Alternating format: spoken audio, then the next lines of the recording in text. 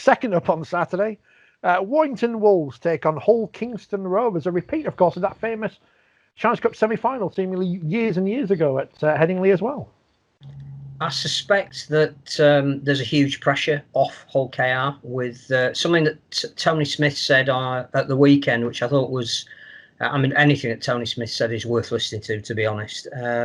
Probably learnt more from his press conferences than anybody else in the time that I've been watching the sport. But the lack of relegation doesn't just mean that the pressure is off and you can play some youngsters and they can go out and make mistakes. But actually, he thinks it'll bring a better breed of rugby league, greater spectacle.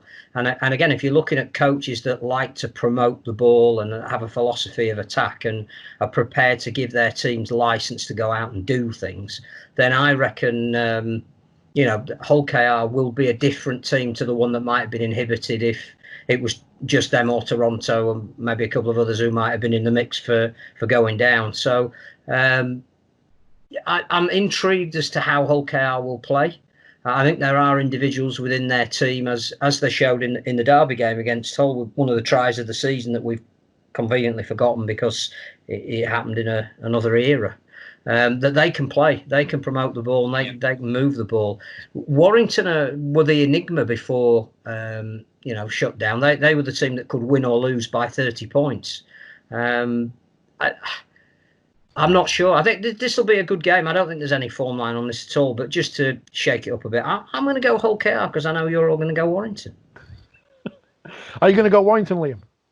I will go Warrington, but I'll sort of caveat with what Phil said that I think you will see a different Hull KR because they've got that pressure taken off and they can probably throw the ball about a bit. And again, when Tony Smith's been at Leeds and they've been sort of fighting at the top of the table, you can see what sort of side they've got. They've not got that pressure on them. So and they've got good players in there, and I think it'd be a lot closer than sort of people expect.